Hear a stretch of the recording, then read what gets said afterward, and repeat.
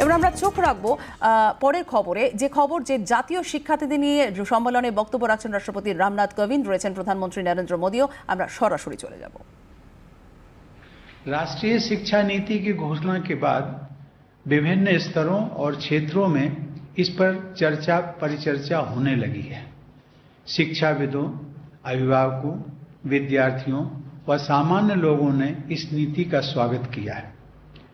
ये कहा जा रहा है कि यदि इस नीति के अनुरूप बदलाव कर लिए जाते हैं तो भारत एक शिक्षा महाशक्ति बन जाएगा।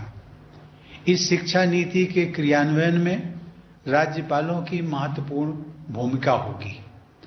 वर्तमान में 400 से अधिक राज्य विश्वविद्यालयों तथा उनसे संबद्ध 40,000 से अधिक महाविद्यालयों में 2.5 करोड़ से अधिक विद्यार्थी शिक्षा प्राप्त करते हैं।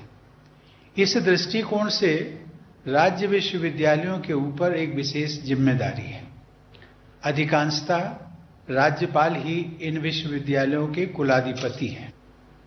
विश्वविद्यालयों, महाविद्यालयों, संस्थाओं तथा अन्य स्टेक होल्डर्स के साथ संवाद और समन्वय स्थापित करके शिक्षा नीति को कार्य रूप देने में राज्यपालों को अपना योगदान देना है।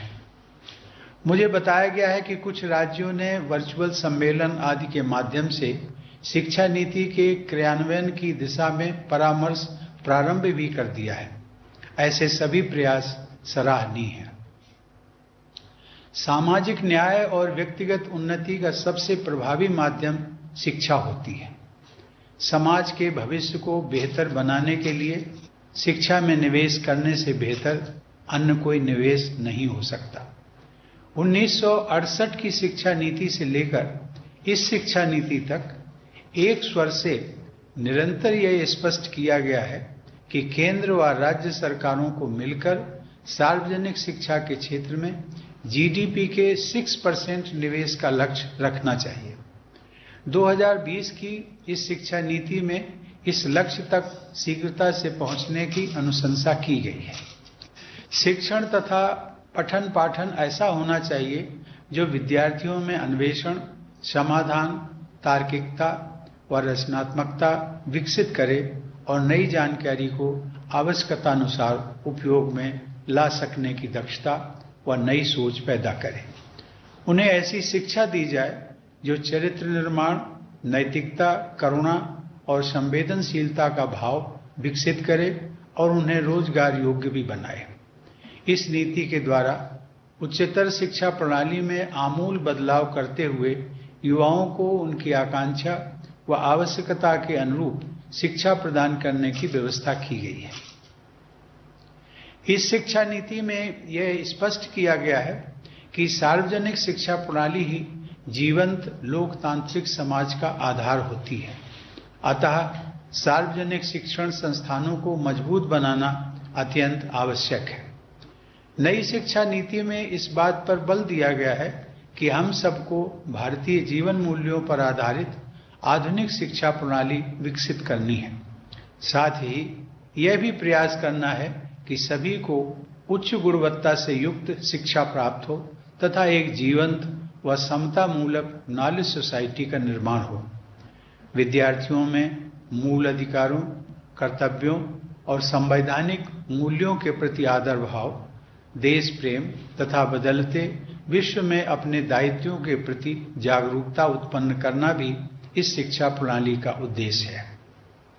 उच्चतर शिक्षा के सभी क्षेत्रों में विशेषकर प्रोफेशनल्स को तैयार करने वाली शिक्षा प्रणाली में सार्वजनिक उद्देश्य और नैतिकता के महत्व पर बहुत बल दिया गया है। शिक्षा के माध्यम से हमें ऐसे विद्यार्थियों को गढ़ना है जो राष्ट्र गौरव के साथ साथ विश्व कल्याण की भावना से ओतप्रोत हों और सही अर्थों में ग्लोबल सिटीजन बन सके। इस नीति के द्वारा डिजिटल व ग्लोबलाइज्ड दुनिया में भारत की शिक्षा व्यवस्था का स्वरूप स्पष्ट किया गया है। सामाजिक तथा आर्थिक रूप से वंचित समूहों के लोगों को शिक्षा से जोड़ने पर विशेष बल दिया गया है। वर्ष 2025 तक प्राथमिक विद्यालय स्तर पर सभी बच्चों को मूलभूत साक्षरता और संख्या ज्ञान प्राप्त कराना इस शिक्षा प्रणाली की सर्वोच्च प्राथमिकता तय की गई है। इसके आधार पर ही आगे की शिक्षा का ढांचा खड़ा हो सकेगा। शिक्षा व्यवस्था में किए जा रहे बुनियादी बदलावों में शिक्षकों की केंद्रीय भूमिका रहेगी। इस शिक्षा नीति में यह स्पष्ट किया गया है कि शिक्षण के पेशे में सबसे होनहार लोगों का चयन होना चाहिए तथा उनकी आजीविका, मान मर्यादा और स्वायत्तता को सुनिश्चित किया जाना चाहिए।